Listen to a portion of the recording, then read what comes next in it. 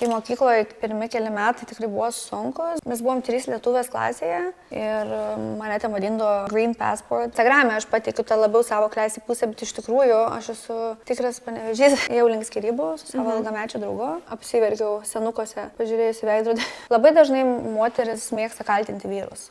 Čia jie blogiausi, čia jis toks ir anoks, žinai. Sveiki, mano būsimi vyrai. Šiuo metu tikrai esu laiminga, bet aš manau, čia labai prisideda tas dalykas, kad aš tiesiog labai sunkiai su savim dirbu.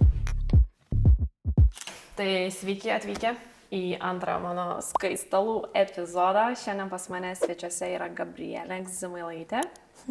Labai malonu, kad atėjai pas mane. Labai ačiū, kad pakvietei. Pasišnekėsim, pasidažysim. Viskas tas pats kaip ir praeitą kartą, nieko naujo. Žodžiu. Papasakok, kaip šiandien dažomės ir kokį makiažą daromės. Aš norėčiau kažko paprasto, nes yra sekmadienis. Nelabai mėgstu apkrautą makiažą. Tai kažką tokio glowy yra my type of look. Tai aš tavim pasitikiu. Gerai. Dar papasakok, ką makiaže, pavyzdžiui, mėgsti labiausiai ir ko, pavyzdžiui, negali pakęsti, kas tau žiauriai gražu. Man labiausiai patinka niudai visokie. Tas glowy toksai lookas, o labiausiai nemėgstu, kai būna per daug smokey eye, per ilgos blakstienos, šito viso vibe, čia ne man. Ir šiaip nemėgstu spalvotų dalykų. UK vibes. UK vibes. Jo, man patinka toks natural, žinai, no makeup look šitas. Bet jo, kažkas toks. Easy. Pirmiausias ir svarbiausias žingsnis makiaže, ypatingai jeigu nori sukurti visą šitą Sunday glowy face, yra geras odos paruošimas. Ir aš naudosiu priemonės iš Miss Yoda. Darysim 4 stepsų odos paruošimą. Tai pradėsiu su miceliniu vandeniu toniku viename. Tiesiog nuvalysiu visus likučius, kremus, jeigu ten kažkas. Ir labai faina, kad jis iš karto yra ir tonikas viename, tai nebereikia praleisti, dabar to, tipo, ant, ką žinau, 5 stepso ten gautus jau. Tai va, iš karto viską nusivalysim. Svarbu, kad nebūtų ten kažkokių tai. Tai Miss Yoda šiaip yra šitų kosmetologų patvirtintos priemonės. Ir visa kosmetika yra labai gera ir kosmetologų naudojama, nėra kažkokių tai ten labai blogų sudėčių. O čia lietuvių? Miss Yoda, jo, yra lietuvių brandas ir jie turi priemonės iš Dermeden, iš Cliniquero. Tai dabar naudosiu iš Cliniquero Glow Essence. Tai čia yra esencija, kuri eina po toniko pagal viską prieš serumą. Tai toks labai lengvas, aš jau išbandžiau, labai lengvas ir toks kaip vandenėlis, bet ir neserumas. Tai labai visas priemonės, ką skincare'ui naudosiu, sudėsiu į descriptioną, tai galėsit pažiūrėti ir įsigyti. Dabar naudosiu Cliniquero Fresh Serum. Tai yra drėkinantis serumas su hialuronu. Žodžiu, tinka visokiai odai. Pas tave tokia normali, nei atrodo, kad per sausa. Tai irgi gerai pridrėkinsim. Šiaip labai faina, nes gerai susigeria ir neturi to tokio lipšnumo. Labai nemėgstu, kai lengva. Kremas jo toks, kad... Bet paskui atrodo, net makiažo nebegali daryti, prisitepi. Tai dar makiažui dar nėra blogai tas lipšnumas, bet pavyzdžiui, ypatingai vakare, kai jau prieš miegą daraisi tą rutiną, tai jeigu man po to limpa veidas, man taip nemalonu, toks atrodo visas lipšnus. Taip. Tai jau dabar gražiai oda švyti. Tai galime eiti. Jau beveik kaip ir su make-upu. Taip. Ir dar vienas žingsnis, tai yra drėkinamas kremukas. Čia yra jo drėkinantis kremas iš Dermeden. Ir jis toksai jau skalsesnis, gerai pridrėkinantis. Tai va, jeigu neparuošit gerai odos ir bandysit išgauti glowy skin, tai labai bus sudėtinga. Na jo, Nes viskas čia pasirašyme, man atrodo. Realiai main stepas yra, kad oda spindėtų. Ir šiaip galima naudoti įvairias priemonės pagal savo odą, nes galbūt tos, kurios turi riebesnę odą, jom nebūtinai tiks. Tai misijos odos asortimentas labai platus ir merginos labai gerai atrenka pagal odą, ką reikia. Tai aš pati savo naudoju, turiu atrinktas priemonės kasdienai, tai labai patinka. Ir labai svarbu gerai masažuoti prieš makiažą, kad paskui nesirutuliotų makiažo pagrindas. Nu va, kokia fresh.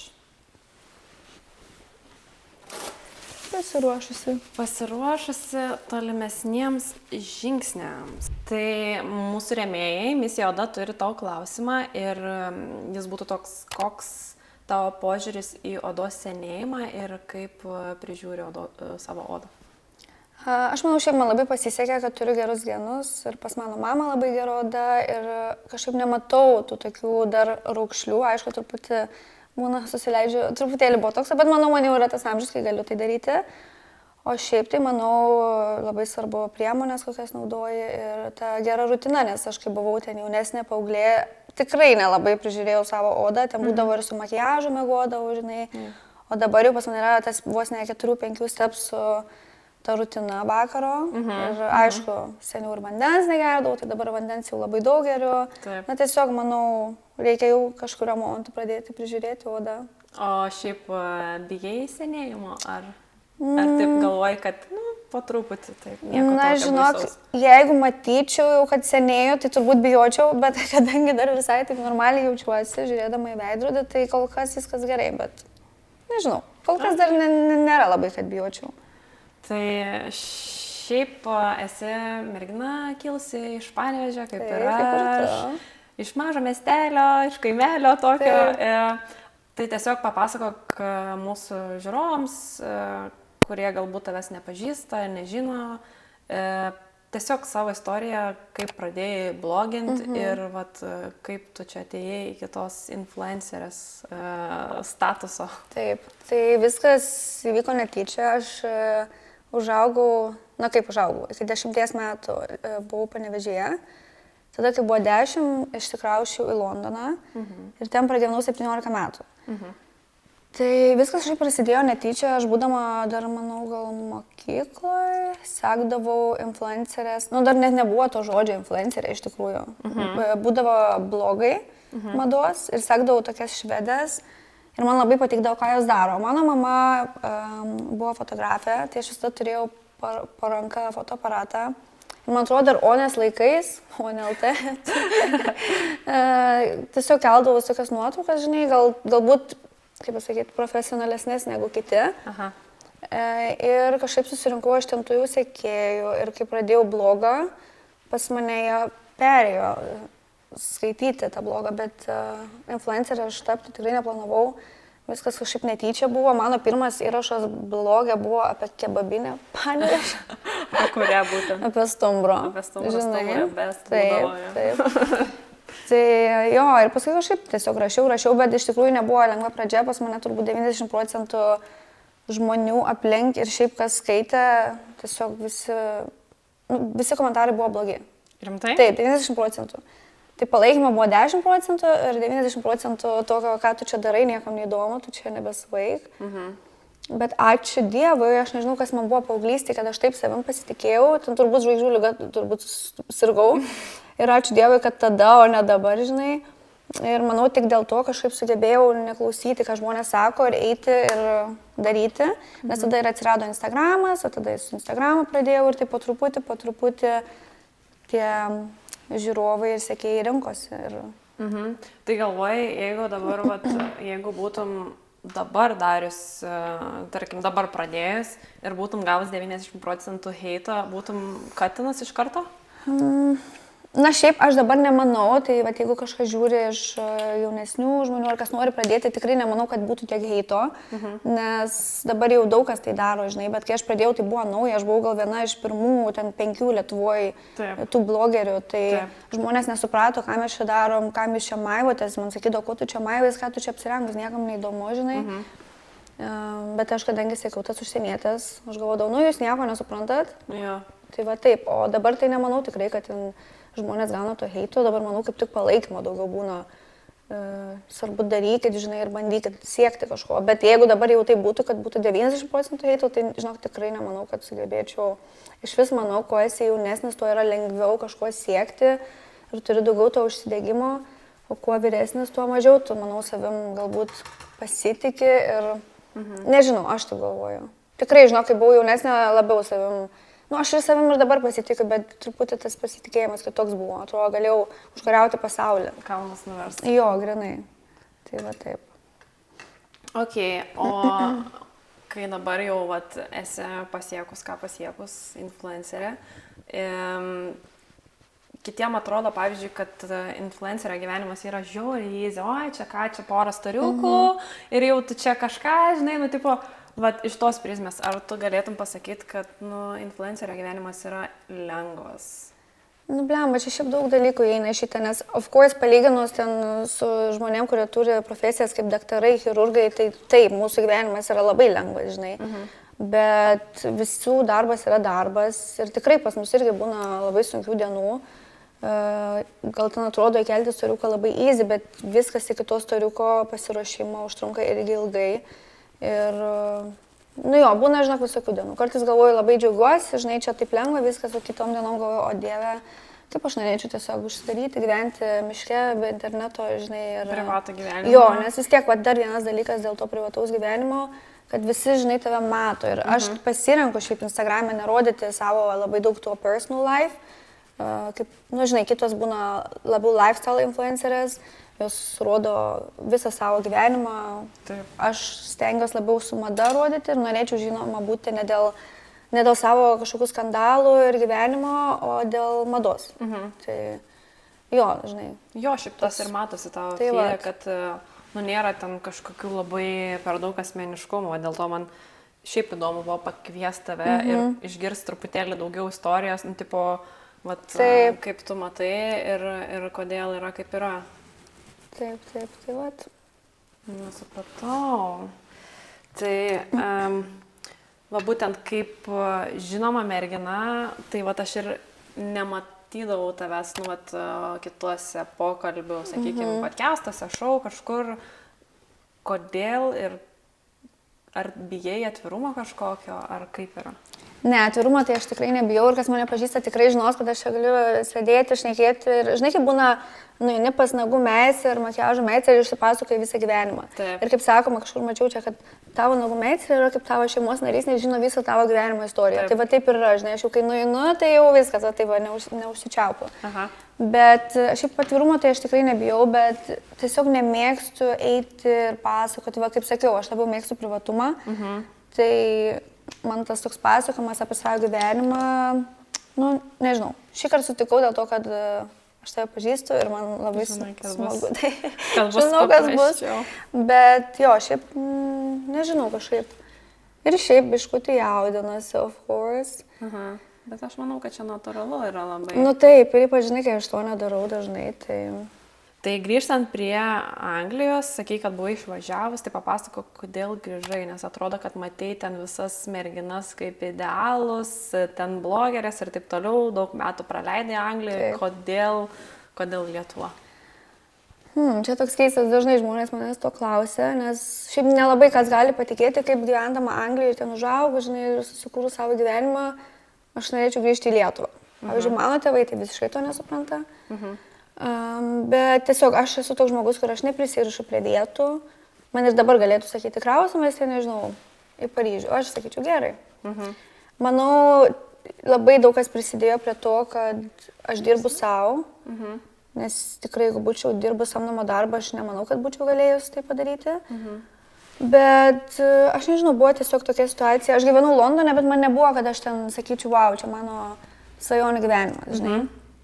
Ir atsimenu prieš COVID mūsų labai daug draugų grįžo gyventi į Lietuvą. Ir aš kadangi dirbau iš namų, man toks būdavo, blemba, aš laukiu savaitgalio, susitikti su drauge, kažką nuveikti, o aš esu šiaip toks žmogus, aš negaliu sėdėti namuose, man visada reikia kažką veikti, aš mėgstu kažkur, nežinau, tiesiog kažkuo užsimti, žinai. Ir aš laukdavau tų savaitgalių susitikti su draugiam ir kažką nuveikti, nes Londone vis tiek yra tie dideli atstumai ir man ten iki draugų, pavyzdžiui, iki centro virš valandos laiko. Nu ir tu kiekvieną dieną po darbų nesusitiksi. Ir man atsibodo tiesiog gyventi tokį gyvenimą, kur tu lauki savaitgalio. Tai kažkaip mūsų daug draugų kraustėsi į Lietuvą ir aš sakau savo tuo metu draugui, gal bandom į Lietuvą pagyventi. O šiaip dar buvo toks dalykas, kad man Lietuva buvo Panevėžys. Nes aš grįždavau į Lietuvą, aš visada grįždavau į Panevėžį, Vilniaus iš vis nepažinojau. Tai, žinai, aš visada sakydavau, aš tikrai negyvensiu Lietuvoje. Bet kodėl? Nes aš buvau net nemačius to Vilniaus. Ir paskui kažkaip pradėjau skraidyti dažniau į Vilnių dėl sveikatos reikalų ir žiūriu, kad man visai čia patinka, visai aš galėčiau gyventi. Tai vat kažkaip jo pasiūliau aš tada draugui grįžti gyventi į Lietuvą. Iš pradžių jis buvo toks, tavo karjera čia, ką tu čia sugalvojai. Anglijai tipo? Taip, bet žinai, kas buvo, aš turėjau nemažai lietuvių sekėjų ir galvoju, nu tai iš tikrųjų koks skirtumas, kur aš gyvensiu. O dar ypač Lietuvoje tikrai, žinai, galvoju, nu neprapulsiu, o jeigu bus blogai, galiu grįžti į Londoną. Ten gyveno mano tėvai. Tai kažkaip nepabijojom, išsikraustėm ir, žinok, labai džiaugiuosi, dabar jau gal 3,5 metų esu čia. Nei karto nesigailėjau, man labai labai patinka. Tai realiai mes tiek pat laiko esam Lietuvoje be. O kur tu buvai? Aš irgi Anglijai buvau. Ai, rimtai? Aš taip nepamenu. Aš irgi Anglijai 4 metus gyvenau. Aš studinau tiesiog. Ai, taip. Ir po to grįžau su make-upais tiesiog dirbti. Tai, bet aš realiai beveik iškart tiesiai į Vilnių grįžau. Tai man buvo tokia atgaiva Lietuvoje, kad, na, aišku, aš visai kitokį gyvenimą gyvenau Anglijai. Tai man žiauriai kažkaip faina ir aš nieko nekeičiau į tipo, kitą šalį. Žinok, aš atrodo, kad irgi, ne? Man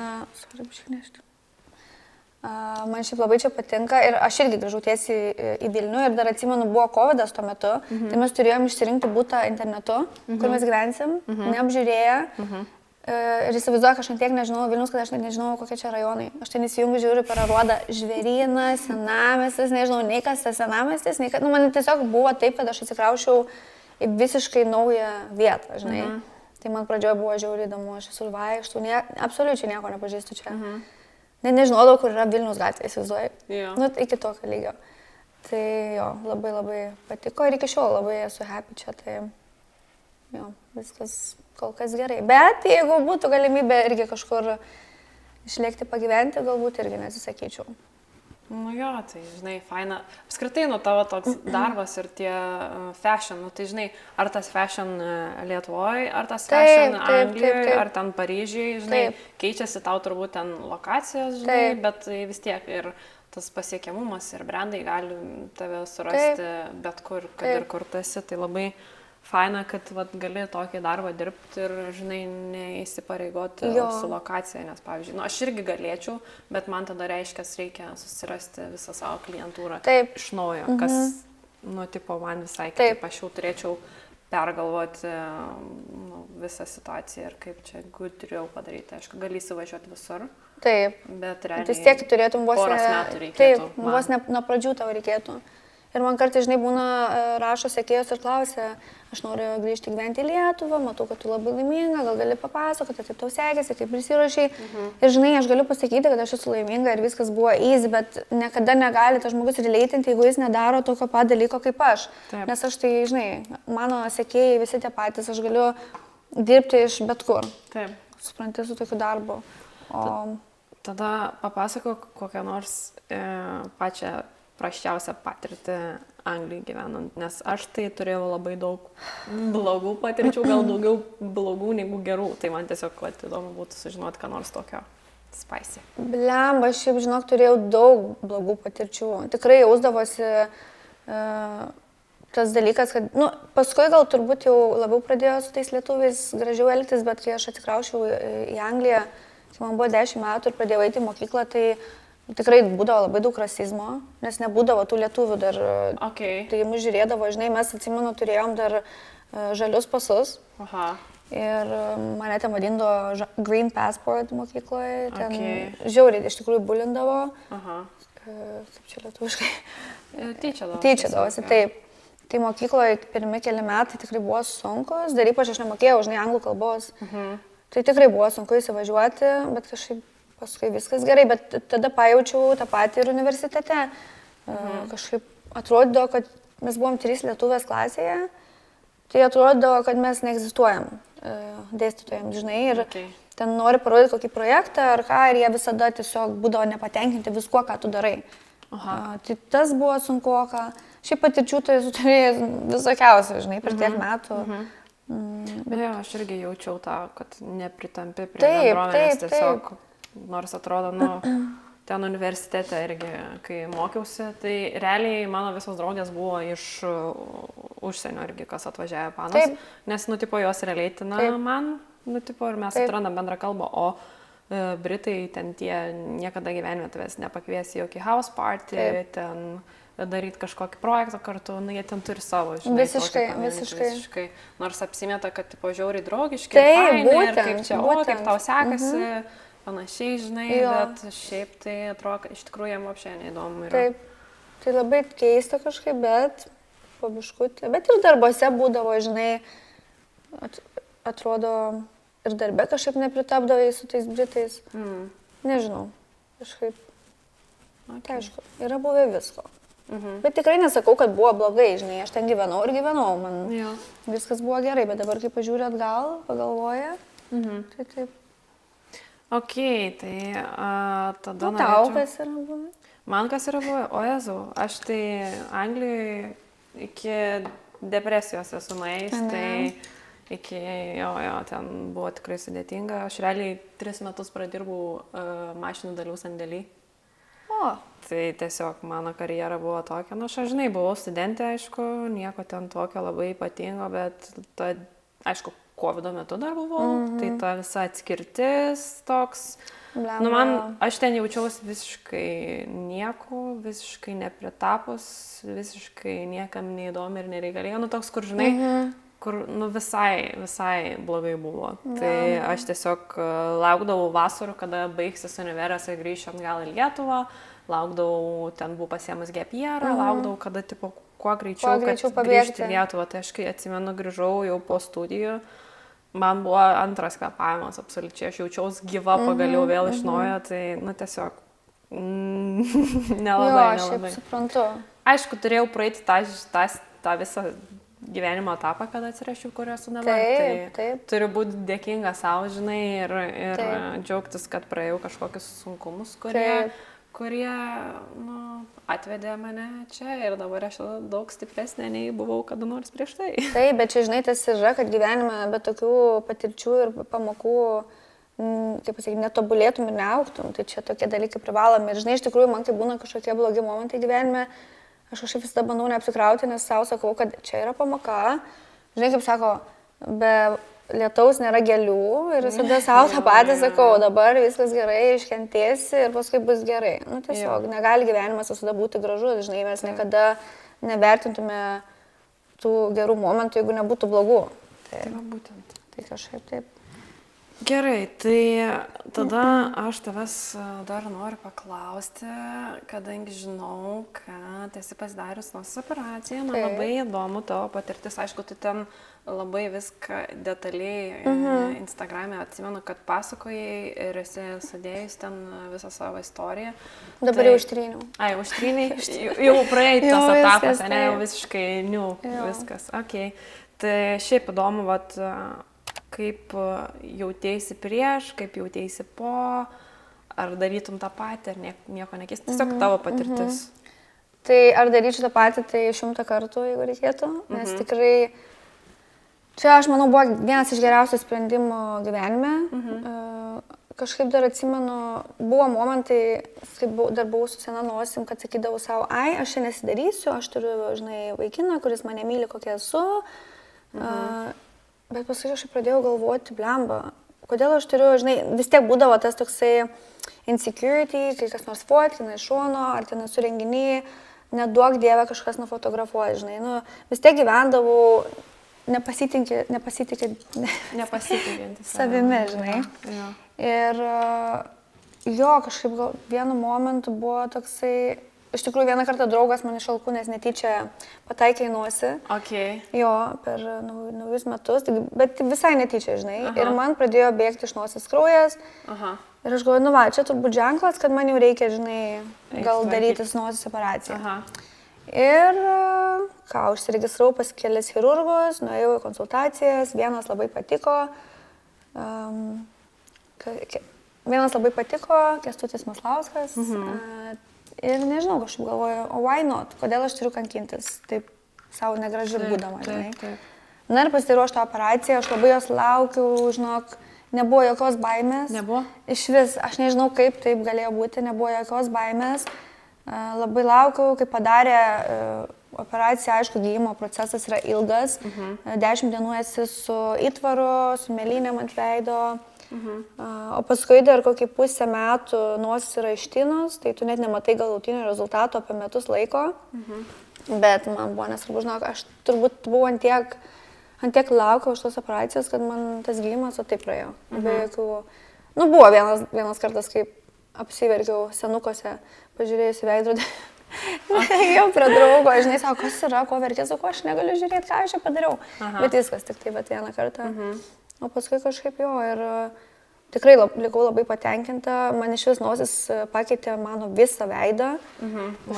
Tikrai, žinai, aišku, dar ir lūpas pasidarau, bet, na tikrai, atrodo, kad kitas veidas, aš kaip pažiūriu senas nuotraukas, tai negaliu patikėti, ant kiek pasikeitė viskas. O tai koks tas jausmas buvo, kai jau nuėmė tau tos įtvarus ir tu pamatėjai, nebuvo to tokio, o Dieve, čia ne aš? Buvo.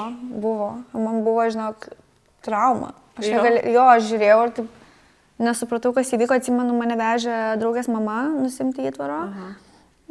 Tai kai nuėmė kažkaip, nieko per daugiausiai nesakiau, bet kai atsėdau mašiną, aš taip atsisakau ir sakau, ką aš čia pasidariau. Sakau, oh my god, žinai, ta prasme buvo šokas. Ir jo, paskui man užtruko geras kelias savaitės priprasti prie savo naujo veido, nes tikrai buvo, kad žiūri ir nepažįsti savęs. Ir, nu jo, tikrai, žinau, buvo sunkus laikas. Nes mano viena irgi iš draugų yra pasidariusi operaciją,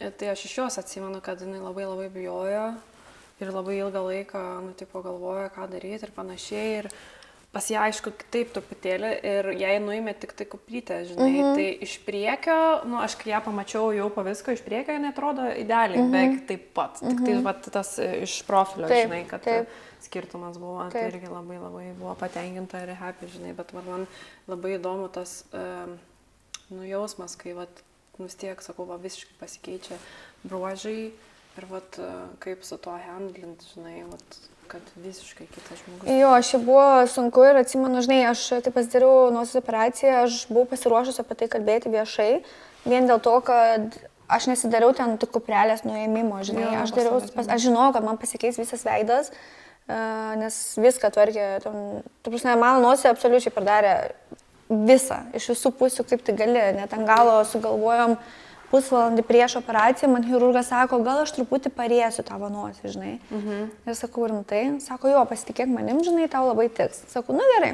jūs žinot, jūs darykit kaip jums gražiau. Ir sako, tave labai pajaunins, jeigu aš užžiūrėsiu, žinai. Sakau, gerai, man tenka. Tai jo, ir aš žinojau, kad, nu, kaip man pasikeis veidas ir šiaip, kai atsikėliau, pamačiau paskui savo veidą, ten po, žinai, po tų įtvarų visų. Aš negalėjau apsimesti, kad nieko nesidariau savo veidui. Žinai, taip, nu, tikrai būdavo, dar kai nebuvo tos mados šnekėti apie visas šitas plastinės operacijas, aš negalėjau tiesiog pradėti dabar su nauju veidu, žinai, kelti nuotraukų. Taigi aš pasirinkau apie tai šnekėti viešai ir manau, kad labai gerai padariau, tikrai kreipėsi, žinok, 100 merginų, aš esu atrašius tiek daug žinučių panoms, bet visada sakydavau visoms, kad gal net sunkiau užgijimo procesą, ten nėra, kad skaudėtų iš tikrųjų, nors ir atrodo, žinai, aš ten būsiu mėlynėm ant veido ir panašiai, net nieko neskauda, sunkiausia yra kažkaip emociškai iškentėti tą, kad, nu, tu atrodai biškai kitaip, o mano atveju aš iš vis atrodžiau kaip kitas žmogus, tai jo, šitą yra sunkiausia dalis. O tarkim, heito? Dėl nosies? Jo. Blemba, žinau, dabar atrodo, net nepamenu jau. Gal ir būdavo keletą komentarų, kad seniau atrodė, žinai, geriau, dabar atrodo kaip visos, bet aš tiesiog atsakydavau, kad ačiū Dievui. Ačiū Dievui, kad atrodo kaip visos. Žinai, man, bet vienas dalykas, kai turėjau seną nosį, man sakydavo, tu tokia charizmatiška, žinai, komplimentai tokie būdavo man, taip.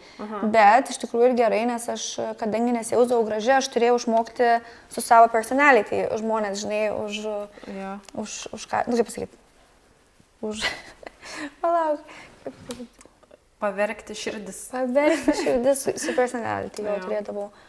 O dabar, žinai, kai būna komplimentai apie grožį, nu, aš nesakau, kad aš esu kažkokia gražuolė, bet, tarkim, žinai, sako, tu graži.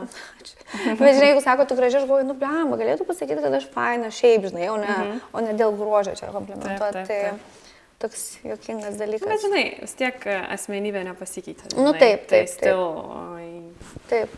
Komplimentai turėtų būti į abi pusės. Taip. Okay.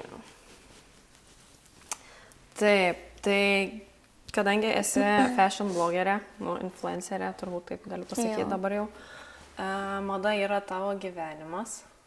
Taip. Galima taip sakyti? Taip, tikrai taip. Ir papasakok tada apie kokį nors, pavyzdžiui, savo mėgstamiausią brandą. Ir jeigu, pavyzdžiui, reikėtų pasirinkti vieną brandą visą gyvenimą nešioti, kas tai būtų? Žinok, dabar pasakysiu, manau, kad tai būtų Worst Behavior. Okay. Nes jau tikrai turiu, turbūt pusės spintos pas mane iš Worst Behavior. Bet labai patinka, kad jie turi viską, nuo treningų iki suknelių, iki odinių striukių, iki žeminių paltų, ta prasme, jie turi viską absoliučiai. Ir manau, dar net nebuvo nei vieno daikto, kur turėčiau ir nepatiktų, žinai. Jo.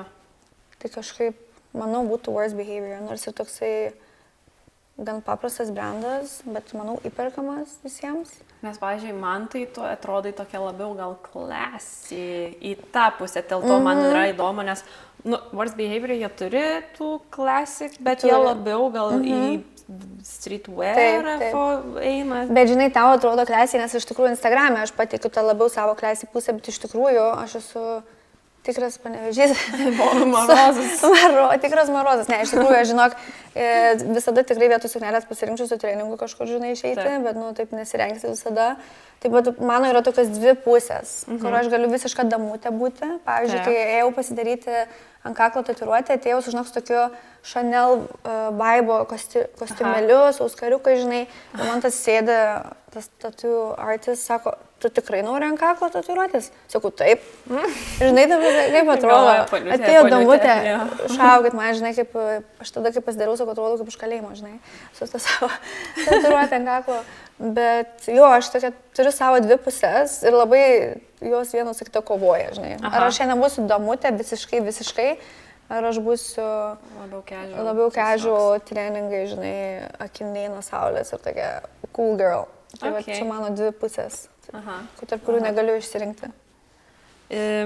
Gerai, tai tada pakalbėkim apie fast fashion, nes šiaip, ką aš žiūriu pas tave Instagram'e, tai tu labai dažnai naudoji ir vintažinius dalykus visokius, ir humanai ten būna ir panašiai.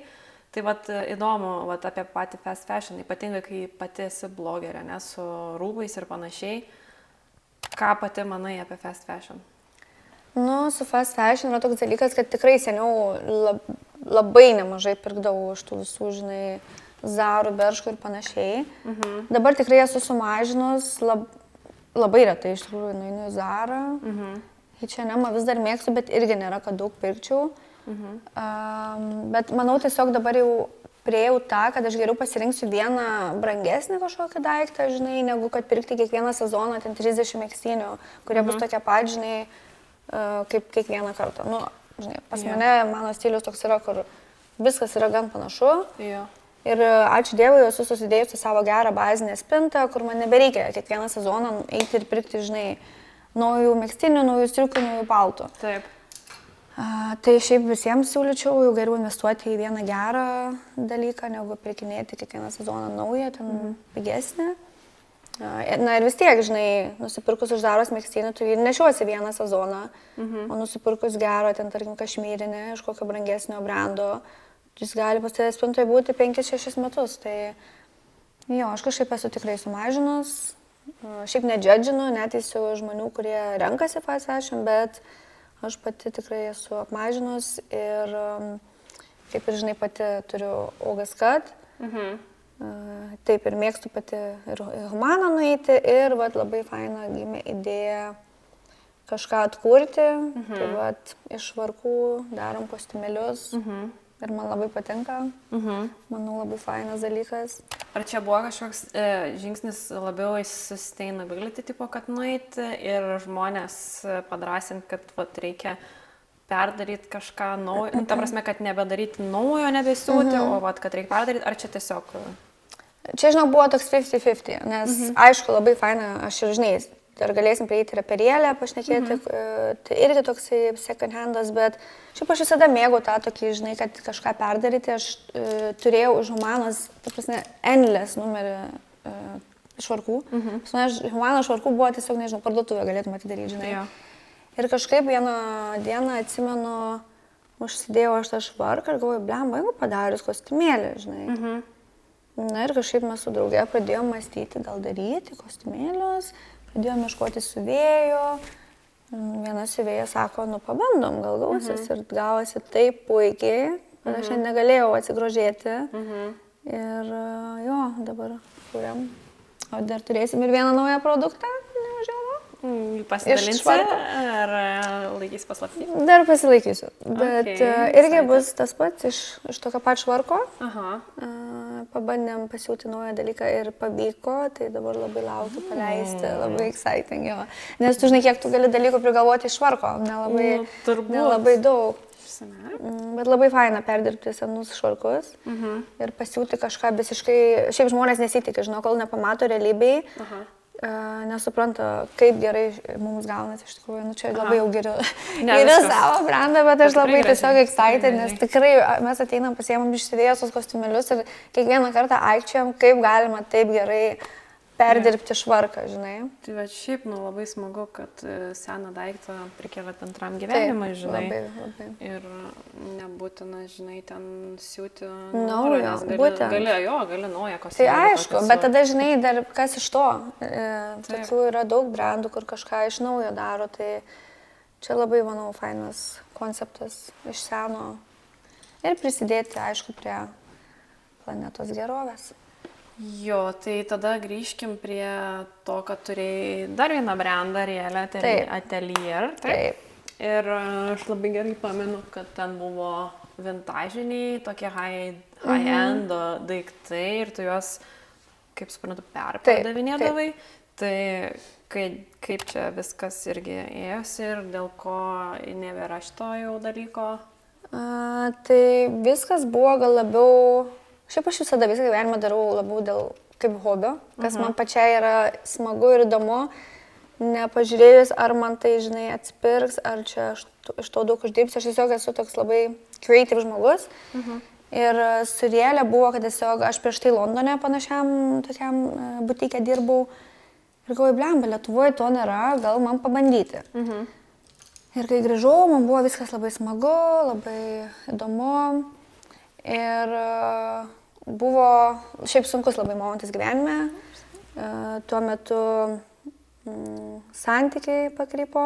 Ėjau link skyrybų su savo ilgamečiu draugu, su sužadėtiniu netgi. Tada mirė senelis mano. Ir tiesiog buvo toks sunkus laikas gyvenime, kad aš nueidavau savo, žinai, Rielės ofisą. Ir, žinok, negalėdavau dirbti. Aš tiesiog sėdėdavau, žiūrėdavau į sieną, va taip kokias 6 valandas. Spaksodavau į sieną ir sėdėdavau tarp tų daiktų, žinai, visų batų, tarp tų rūbų. Grįždavau namo, aš vėl esu tarp batų ir tarp rūbų. Ir man kažkaip, žinok, pasidarė antiek sunku, aš antiek nebenorėjau žiūrėti tuos visus rūbus daiktus. Ir galvoju, okei, galbūt reikia kažką pasisamdyti, kad šiuo metu, žinai, man padėtų. Bet taip jau gavosi, kad jeigu aš kažką samdyčiau, nelabai ten, žinai, jau ką be ir uždirbčiau. Ir man reikėjo ir studijos nuomą mokėti, žinai, ir...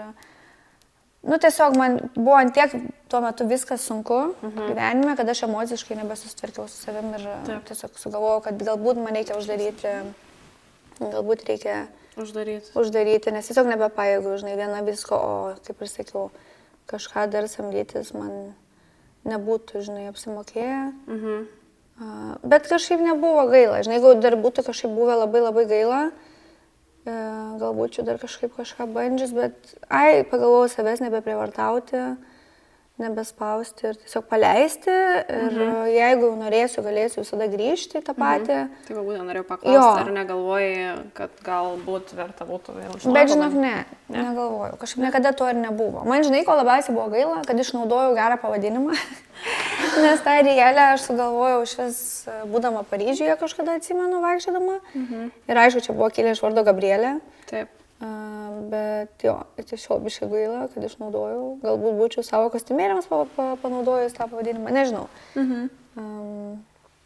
Bet jo, šiaip nesigaliu, bet buvo labai faina. It was fun while it lasted, kaip sakoma. Aha. Nes, nu, šiaip nėra, kad, tarkim, tas tavo August, kad jisai labai, nu, skirtusi nuo to, ką tu darai. Tai, žinai, toks kaip ir galbūt galėtų kombinuoti, tarkim, galbūt, aišku, čia galim fantazuoti, gal kažkada sugalvosi turėti savo fizinę pardę ir ten, žinai, bus ir tie. Bet, žinai, per tą laiką, kai aš jau išėjau iš to, atsidarė kitų tokių butikų Lietuvoje, o tada, kai aš turėjau savo, man atrodo, buvo tik karuselė, man atrodo, Lietuvoje, jeigu žinai. O dabar jau mačiau, yra ne vienas ir ne du tų perpardavinėjimo butikėlių, tai jau dabar atrodo... Nėra prasmės?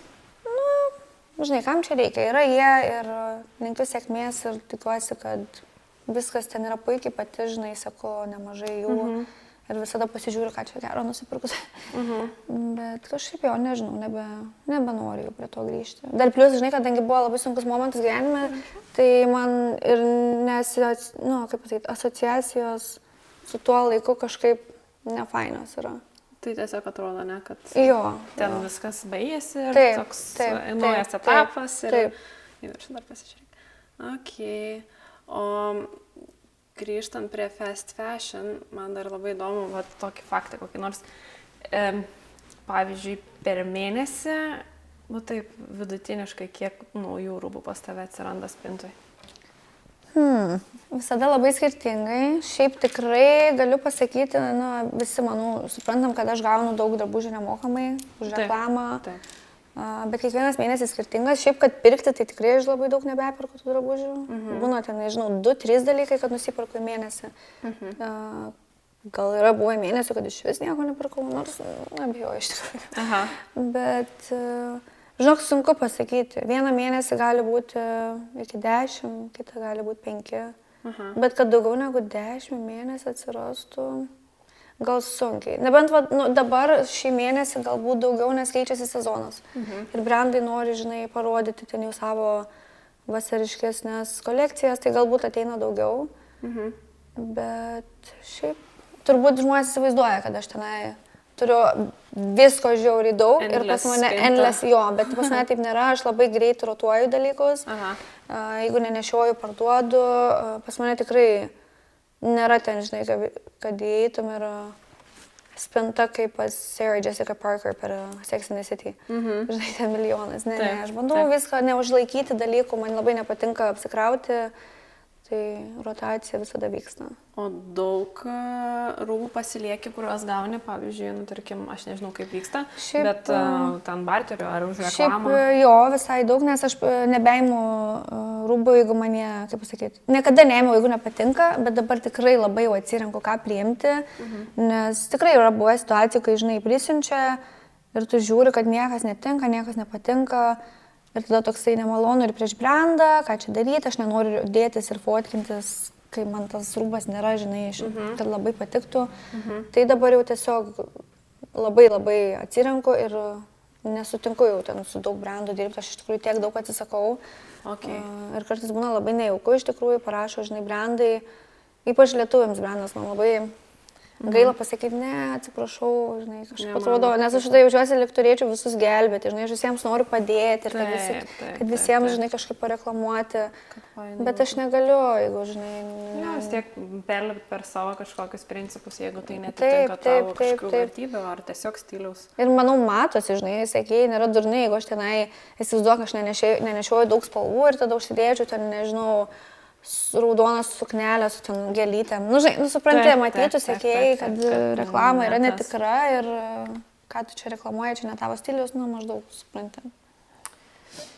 Taip, tai grįžtant prie santykio, kad jau mes kalbėjom apie tai, tai kadangi žinau, kad esi teta jau, taip. Ir kad sesuo turi ir lėliuką, ir pas ją ten gražiai viskas taip jau šeimyniškai, o pas tave, kiek žinau, nėra antros pusės šiuo metu. Čia mano žiniom. Nėra. Tai va, ir man labai įdomu, kaip tu žiūri į santykius ir kodėl, pavyzdžiui, subirėjo tavo tokie ilgalaikiai, jau sakykime, stiprus santykiai ir kas dabar kitaip. Tai mūsų santykiai, iš tikrųjų, aš niekada net gal ir nesu labai šnekėjus niekur, žinai, apie tai, bet mūsų santykiai tikrai buvo gražus, neturiu nei vieno blogo žodžio pasakyti, žinai, apie Arną, nuostabus vaikinas, bet tiesiog manau, kadangi mes buvom kartu nuo labai anksti, nežinau, kiek man buvo 18, gal mes pradėjom draugauti, aš manau, kad tas amžius nuo, tarkim, 20 iki 30 pasikeitė kaip žmogus ir tas momentas, kai tu tampi nebe teenager o adult, žinai, labai užaugi ir manau, kad mes tiesiog vienas kitą praaugom, labai pasikeitėm ir kažkaip vis, nu, taip truputį atitolom, žinai, toks gavas jau kaip draugai ant galo buvom ir tikrai buvo sunku priimti tą, žinai, sprendimą abiems, kad galbūt mūsų nebepakeliui.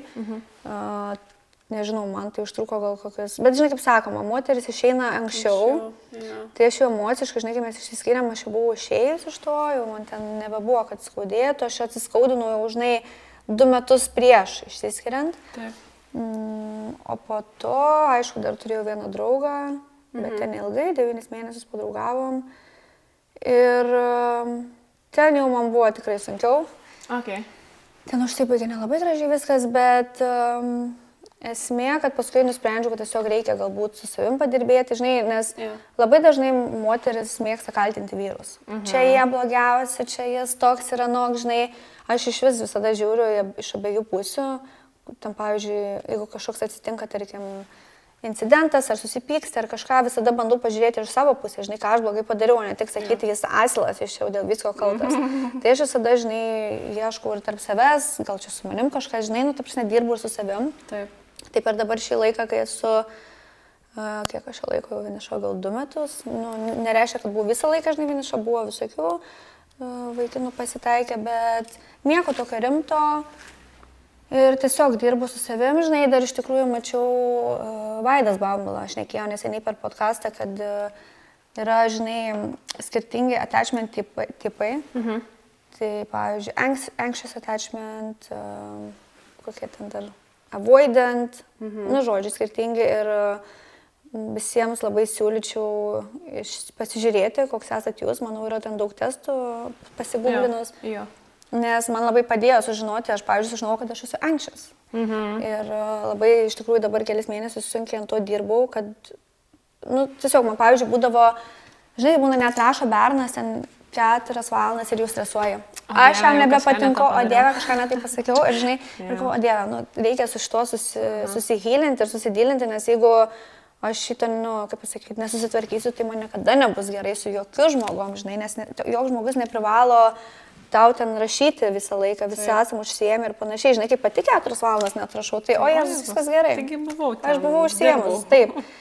Tai, vat, žinai, sunkiai su savim dirbu ir tiesiog tikiuosi, kad ateis toks žmogus, kuris, nežinau.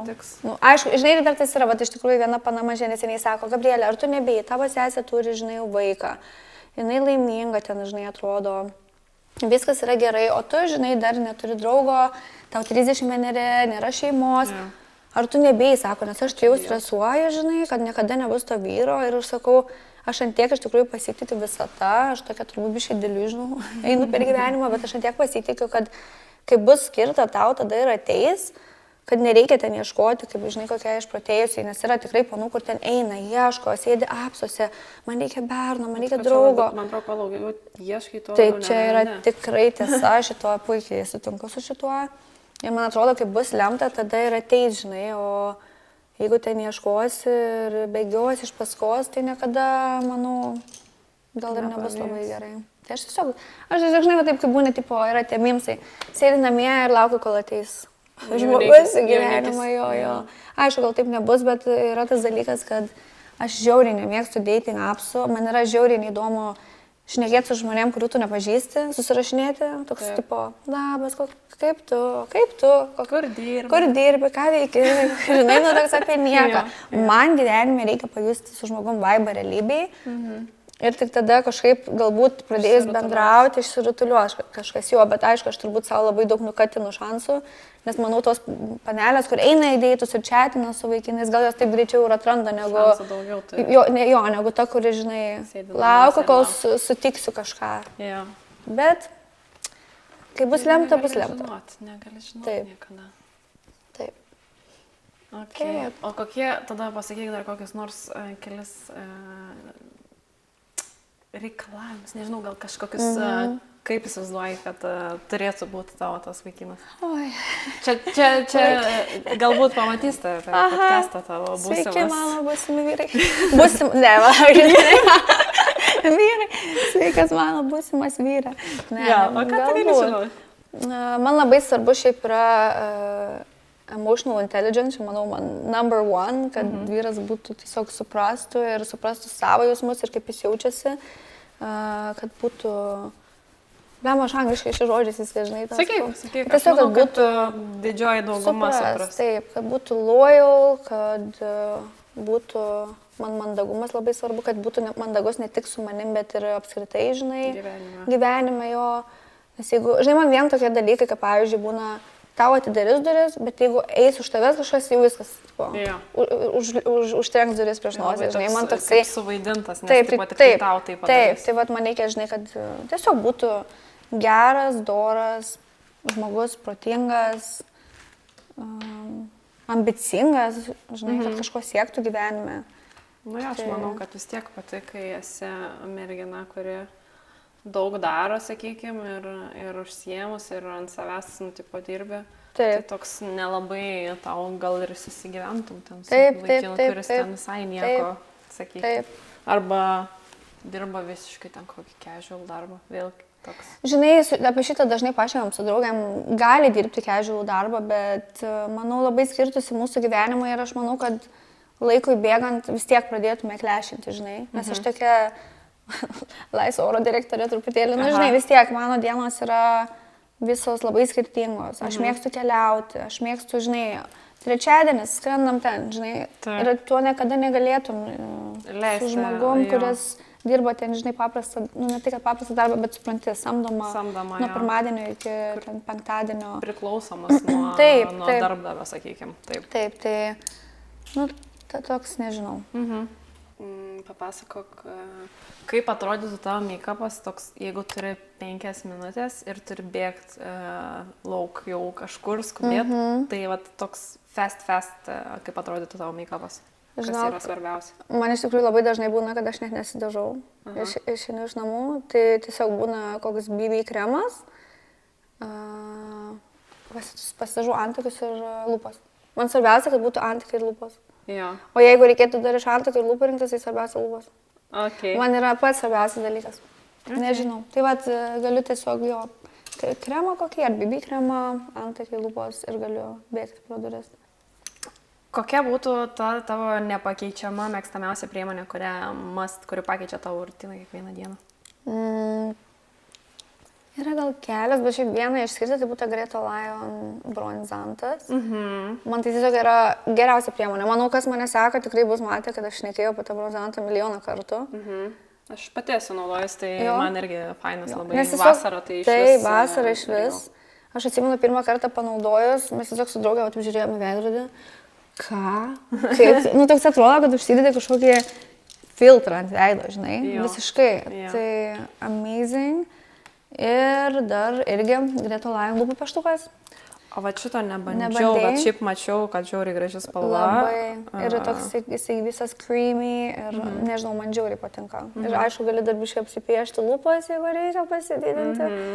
Tai jo, labai patinka. Vat išskirčiau 2 tokias priemonės, kur privalau turėti, žinai. Jo. Tai vat. Ok, kaip faina, nu gerai. O tu galėtum gal man pasakyti kažkokią priemonę, be kurios tu negali gyventi, gal aš prisidėčiau į savo rutiną. Man asmeniškai, aišku, tu sakai mėgsti glowy make-up, ne? Tai, pavyzdžiui, Gretos Lyon bronzantas, jis yra matinis. Taip. Kas jeigu užsidėsi ten, tarkim, čia jau jisai duos to matiškumo. Man žiauriai patinka Dioro va šita paletė. Tai jinai... O tai čia šešėlė ar čia highlighteris? Ne, čia šiaip yra highlighterių paletė, bet jinai tipo turi ir bronzantą, ir blushą, kas tipo žiauriai faina, matai jau išnaudotas, pavyzdžiui, bronzantas. Okay. Tai ir ir blushas, jisai ir bronzantas. su tokiu... Su blizgučiu, nu tipo čia kaip ir highlightai skaitosi, bet tipo kontūravimo labiau. Tai va, aš žiauriai mėgstu su juo tiesiog, jeigu va noris to glowy efekto, su juo pasidarai, nes tada gali paryškinti bronzantą, bet jis bus, nu, tipo su blizgučiu. Tai geras. Čia yra mano mėgstama labai priemonė. Tai visom rekomenduoju šiaip ir savo klientėm, kurios būna ateina, tarkim, makiažo pamakėlį, kur kas faina yra, kad tipo yra visi atspalviai vienoje vietoje. Tai toks, tau nereikia pirkti atskirai blush'o, highlighterių. Kompaktiškas, įsimetiai, turi, žiauriai gražiai ir ant akių atrodo, va, kai pasidarai, toksai fainas, labai produktyvus. Tai va, tai mes artėjom į pabaigą, ką manai, šiaip kaip jautiesi? Labai gražu, tik tai, žinai, gal norėčiau provotkės, nes aš visada mėgstu su eyelineriu būti. Mes tikrai galim padaryti. Tai įdedam. Darom tokią gal rudą, nude, ne juodą? Galim. Šiaip aš visada darausi juodą, bet tik dėl to, nes aš moku tik su to tokiu, šitas pen, kur būna toks, žinai. O aš nemoku, žinai, su šešėliais tokio pasidaryti. Aš tai, pavyzdžiui, naudoju dažniausiai pieštuką tiesiog. A ne, aš tai nemoku žiūrėti su pieštuku. Labai gražiai gaunasi tas, kaip dabar trendina smudgy toksai. Nu, pabandom. Tai padarysiu tokį kažkokį. Gerai? Pabandom. Tai gerai, tai tada viską, jeigu šiandien taip užtvirtinant, apskritai, kas tave daro laimingą, ar apskritai, ar šiuo metu, vat, tokia versija, kokia esi, ar tu esi laiminga tiesiog? Žinok, taip, šiuo metu tikrai esu laiminga, bet aš manau, čia labai prisideda tas dalykas, kad aš tiesiog labai sunkiai su savimi dirbu. Aš labai kažkaip save analizuoju, jeigu kažkas būna atsitinka gyvenime, žinai, labai gilinuosi, kodėl aš taip jaučiuosi, kodėl aš jaučiuosi pikta, kodėl aš jaučiuosi suirzusi. Ir labai sunkiai su savimi dirbu. Tai dabar kokia esu ir kaip jaučiuosi, esu ir sau dėkinga, aišku, ir visokių pamokų buvo, čia didelių pamokų gyvenime per paskutinius kelis metus, bet tikrai jaučiuosi labai laiminga, labai rami. O man čia tas yra svarbu jaustis ramiai viduje, nes kai yra galvoje chaosas ir viduje, tai nieko gero. Taip. Tai va, aš kažkaip... Vidinė ramybė pasiekti yra labai sudėtinga ir aš pati, pavyzdžiui, žiauriai dirbu irgi su tuo. Tai čia toks ilgas procesas. Taip. Ir išmokti, žinai, nereaguoti į situacijas, nereaguoti į žmonių, ten, tarkim, nežinau, visokių yra būna dalykų. Bet, kažkaip išmokau tiesiog nebeapsikrauti. Čia, nežinau, gal su amžiumi ateina, žinai. Taip. Bet nebeapsikrauti dėl dalykų ir kažkaip, nežinau, man, sakau, ta ramybė viduje yra pats geriausias dalykas. Tiesiog būti ramiai, atsikelti ir jaustis. Atsikeliu ir jaučiuosi rami, laiminga ir labai dėl to džiaugiuosi, žinok, tikrai šiuo metu. Ok, o tada tu sakai dirbi, tai ką reiškia, kaip tas tavo darbas, kas... Eini pas specialistus, darai kažkokias praktikas? Taip, labiau tokias praktikas. Bandau, žinai, išsiaiškinti visada, kodėl aš taip jaučiuosi, iš kur kyla, pavyzdžiui, kai kurie jausmai, kai kuriuose situacijose. Tada bandau įsigilinti gal savo tas traumas jaunystė, žinai, daug skaitau knygų. Aišku, juokingai nuskambės, bet ir TikTokas labai padeda, nes TikTok'e irgi tikrai gali... Tikrai būna labai gerų, žinai, kur pasakoja visokie terapeutai ir panašiai. Ir jo, tiesiog pabiškuti kažkaip su savim dirbi ir dylini, nes tikrai būdavo situacija, kur ten, nežinau, draskais iš vidaus, ne iš proto. Ir paskui kažkaip pradedi save raminti, kažkokias darai praktikas, meditacijas. Ir tai padeda. Ir nežinau, kai kuriems gali nuskambėti juokingai, bet man padėjo tai. Tai jeigu kažkas esate pasimetę gyvenime arba kažkaip sunkiai dylinat su situacijomis, tai labai rekomenduoju pradėti dirbti su savim. Kad ir per tą, žinai, TikToką, kad ir kaip juokingai nuskambėtų. Paieškoti šios informacijos. Žinai, dažniausiai taip ir būna, kad pažiūri kokį vieną video, palaikini ir algoritmas tada jau tau tiesiog meta panašius. Tai žinau, kad čia skamba juokingai. Nes, žinai, vieni apie TikToką gali sakyti, oi, ten nesąmonės rodo. Bet viskas vyksta pagal algoritmą.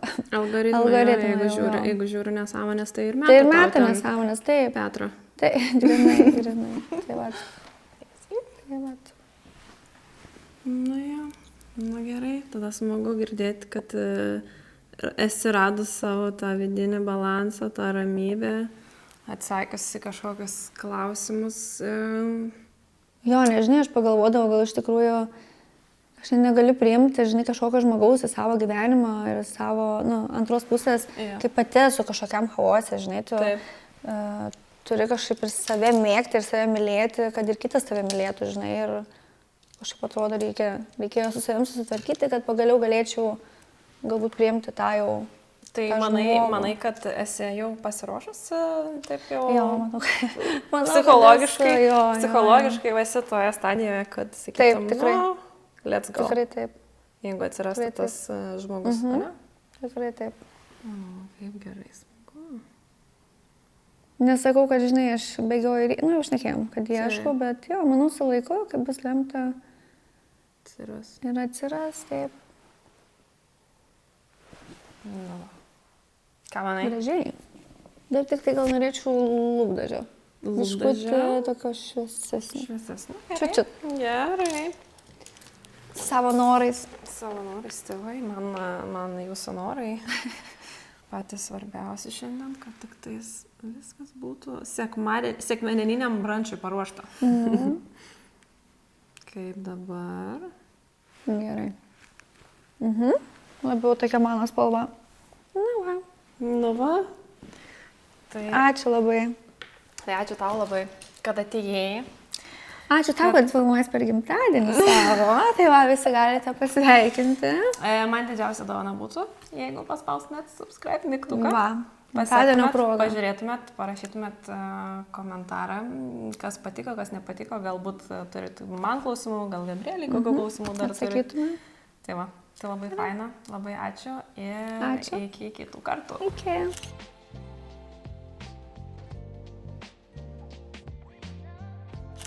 Šiandien makiažo rubrikėliai parodysiu, kaip natūraliai pasidažyti antakius. Mums reikės labai nedaug, 2 dalykų. Antakio pieštuko, kuo preciziškesnio ir skaidraus antakių gelių. Tai pradėsime nuo antakių pieštuko. Naudoju Catrice, spalva Dark. Aš mėgstu antakius piešti kuo tiesesnius. Pirmiausia, mes išsišukuojam, kad matytume, kaip stovi plaukeliai. Ir pradedu piešti nuo pat antakio pradžios. Tiesia linija. Brėžiu link kampo. Tiesiog pasižymiu tiesia linija. Ir iššukuoju šiek tiek į viršų, kad ji nebūtų tokia ryški. Čia labiau mūsų kaip guidelinas. Toliau užsipildau tik tai tas vietas, kur mums trūksta plaukelių. Tai ką reiškia? Aš neryškinu antakių čia, tik tai toj vietoj, kur mums trūksta plaukelių. Tai tiesiog įsipaišau, užsipildau. Mėgstu naudoti kuo preciziškesnį pieštuką, nes piešia kuo mažesnės linijas. Užsipildom ir prašukuojam. Natūraliai užsipildo visas kampas. Ką darau toliau? Lengvai čia tokius štrichus, jeigu dar kažkur trūksta man plaukelių. Ir kadangi pas mane truputėlį šitas antakis pasislinkęs daugiau į šoną nei šitas, aš pasipildau priekį.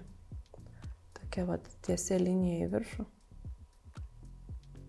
Kuo natūraliau. Tiesiog, kad suartinti antakius. Kuo antakiai arčiau vienas kito, tuo vizualiai atrodys mažesnė nosis. Na va, iš esmės šitas antakis užpildytas. Prašukuoju, kad nebūtų kažkokių labai ryškių per daug linijų.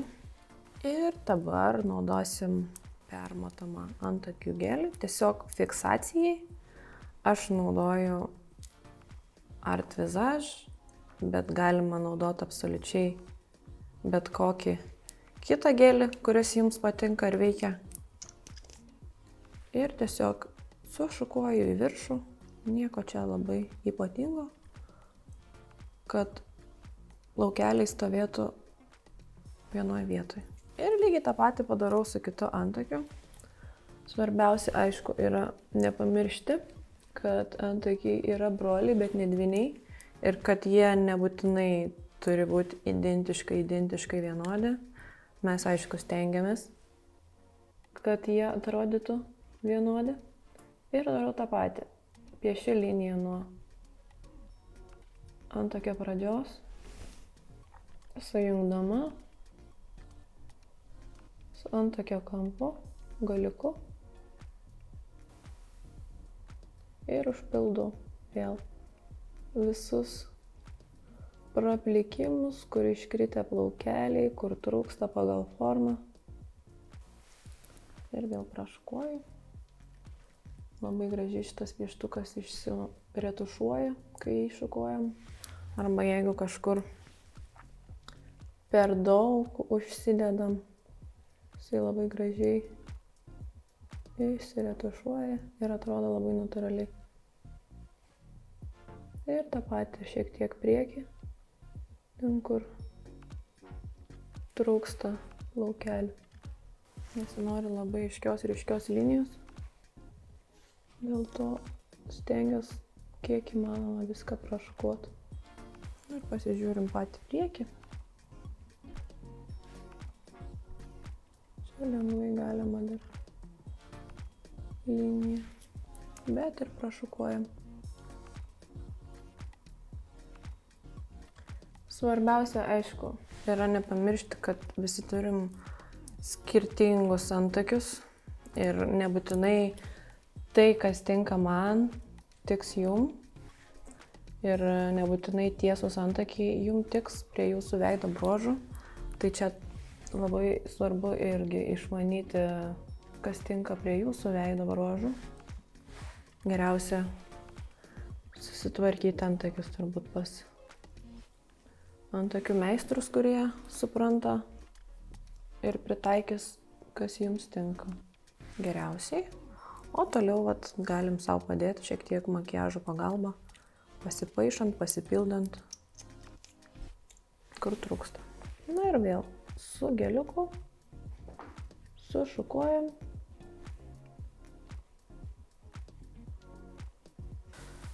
Ir turim gražius išpildytus antakius. Ačiū, kad žiūrėjot. Jeigu dar nepaspaudėt subscribe mygtuko, tai tą padarykit ir komentaruose parašykit, ką norėtumėt pamatyti kitame epizode. Ačiū ir iki.